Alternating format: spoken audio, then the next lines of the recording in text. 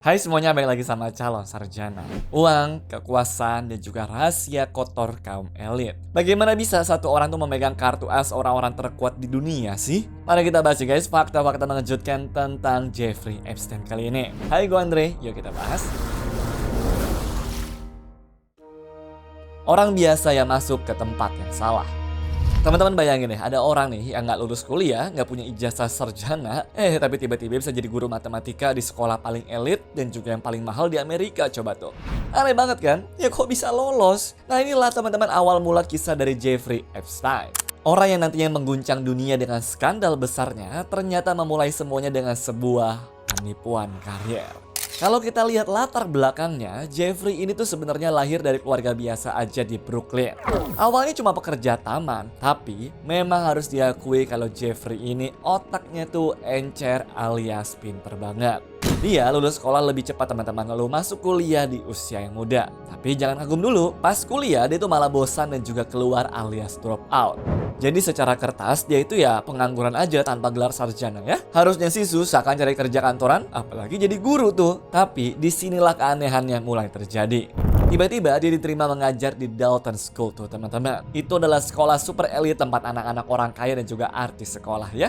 Kok bisa diterima tapi? Nah ternyata setelah dicari tahu, kepala sekolahnya waktu itu adalah Donald Barr yang menerimanya. Konon, Donald Barr ini tuh adalah mantan intelijen ataupun mata-mata sebelum ada CIA.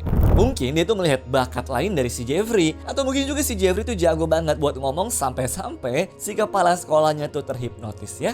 Tapi sepandai-pandainya tupai melompat pasti jatuh juga. Karirnya Jeffrey sebagai guru gak bertahan lama tuh. Kenapa? Karena dia tidak profesional. Bayangin aja sebagai guru nih, dia tuh malah lebih sering ikut pesta bareng sama murid-muridnya, lalu bersikap genit dan melanggar batasan antara guru dan juga siswa ya. Akhirnya pihak sekolah sadar kalau orang ini berbahaya dan juga kinerjanya tuh sangatlah buruk. Jeffrey pun dipecat teman-teman. Tapi sayang, pemecatan ini justru adalah pintu masuk dia ke dunia yang lebih gelap lagi. Dunia keuangan dan kekebalan hukum. Nah, ingat kan di part 1 tuh kalau dia tuh dipecat jadi guru, harusnya nganggur dong.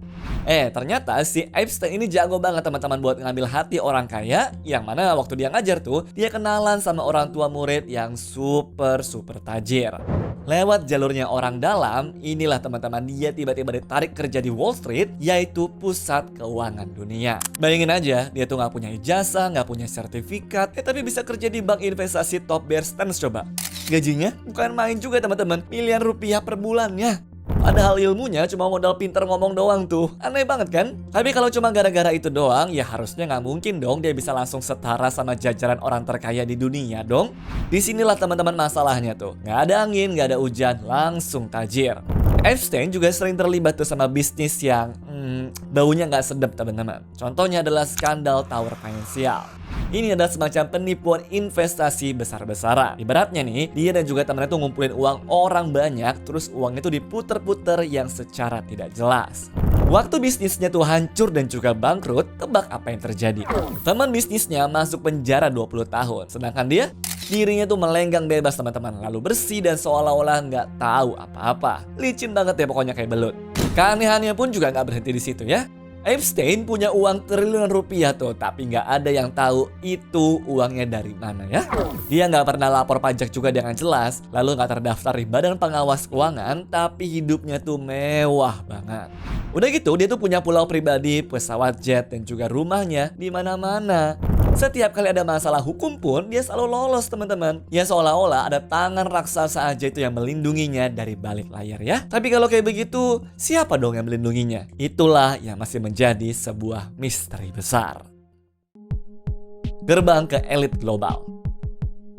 Namun ada satu nih teman-teman klien yang berhasil diketahui, yaitu adalah Leslie Wexner ya. Dia ini adalah bosnya Victoria's Secret. Hubungan mereka juga aneh banget sih kalau bisa gue bilang. Bayangin aja, si Wexner ini tuh ngasih surat kuasa penuh ke si Epstein coba. Itu artinya si Epstein tuh bisa bebas pakai uangnya, bisa jual beli asetnya. Bahkan rumah mewah di New York dikasih ke Epstein tuh dengan harga yang nyaris gratis. Orang kepercayaan si bosnya aja sampai bingung tuh. Kok bos percaya banget sama orang asing ini? Sampai sekarang ini ini masih menjadi sebuah misteri, teman-teman. Namun gak cuma uang aja ya, Epstein juga punya tangan kanan bernama Ghislaine Maxwell ya. Dia ini bukan wanita biasa, teman-teman. Dia adalah anak konglomerat media yang bapaknya tuh diisukan jadi mata-mata 3 negara sekaligus, yaitu Inggris, Uni Soviet, dan juga Israel. Nah, Ghislaine inilah yang mengenalkan Epstein ke orang-orang penting tuh. Tapi jahatnya, dia juga lah yang bantuin Epstein mencari korban gadis-gadis muda. Serem ya, padahal dia tuh perempuan loh, tapi tega ngejahatin perempuan lain. Koneksi Epstein itu juga bisa dibilang mind-blowing banget sih, teman-teman. Dia masa bisa temenan sama Pangeran Andrew dari Inggris, sampai akhirnya ya gelar pangeran itu dicabut tuh karena skandal ini. Dia juga kenal sama Bill Clinton, yang mana adalah mantan Presiden Amerika Serikat, dan pernah foto bareng dengan Donald Trump. Bahkan orang pintar seperti Bill Gates dan juga Elon Musk pun ya pernah ketemu sama dia loh. Ya walaupun pada akhirnya mereka nyesel dan bilang itu adalah kesalahan besar. Intinya, Epstein tuh membangun citra, ya kalau mau sukses, kalian tuh harus kenal saya. Karena koneksi inilah, waktu tahun 2008, dia ketangkap polisi nih, dirinya cuma dapat hukuman ringan saja. Ya harusnya sih di penjara lama, teman-teman. Taunya malah cuma dihukum sebentar doang tuh dan juga boleh buat kerja.